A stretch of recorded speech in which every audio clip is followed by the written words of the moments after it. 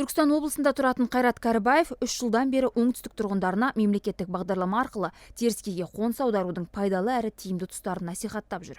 Оның сөзінше, көшуге ниет білдірген кейбір азамат мемлекеттік бағдарламаға қатысуға тыңғылықты дайындалмайды. Бұл мәселеге бір жақты қарауға болмайды. Ең бірінші адам барғаннан кейін өзі сәл қорымен бару керек. Одан бөлек барған соң әрекет жасау керек. Әрекетке берекет дейді. Барасап бұл жақта да өзі жарымай жатқан адам ол жаққа бар мемлекетке берді, ол да дұрыс емес. Барғаннан кейін кәсіп ашу керек. Ол жақта өте жақсы жеңілдік береді. Үйлері ескі, жаңадан үй салып беру тоқтатты ғой қоныс аударушыларға. Біз жақта барған азаматтың көбісінің счеттары бұғаттаулы болған. Черный список дейді, былай айтқанда кредиттері бар. Мемлекеттің берген көмегін алады да кредитқа құйып тастайды. Сонымен ары қарай тағы не бересін деп тұрады. Ол дұрыс емес. Қайрат Кәрібаев Түркістан облысының өңірлік коммуникациялар қызметінде аудармашы болып жұмыс істейді. Ол бағдарламаны насихаттап жүрген қызмет үшін ешқандай ақы алмаймын, халыққа пайдамды тигізу азаматтық парызым дейді. 3 жылға жуық уақыт ішінде солтүстікке 5 рет барып, ондағы жағдайды өзі көріп келген. Бұл Қазақстан облысының өзінде 535 ақын халық бар, барлығы түгелімен. Ал бізде Түркістан облысында, мысалға айтайын, 700 мыңдай оқушы бар, мектепте оқитын. Есептей беріңіз, не деген потенциал. Енді бұл жақта бір отбасыда тұрып, бір отбасы 3-4 бала шағасы бәрі үйленген, 8 сотқа жер аламайды, очередьте тұр, ойбай жер бер деп, үй бер деп өкіметті қинайды. Сол жақта көптеген мүмкіндіктер пайдаланса болады ғой.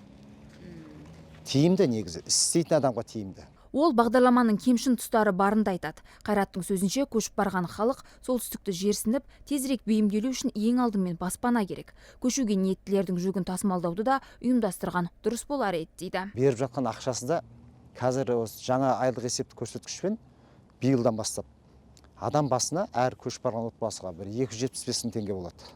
275 мың теңге бұл бір-ақ рет берілетін дүние. Ол былай айтқанда мардымсыз, действительно мардымсыз. Ол бергеннен кейін жөнді берсе, бермей қойсын, үйін берсін. Нақты үйін берсін. Басқа жағын енді халықтың өзі жасайды. Бізде оңтүстік халқы өте еңбекқор. Көшуге ниет халық көп. Қандай ақшаға көшіп барам деп жатыр. Егер мемлекет тарапынан, бюджет тарапынан осыған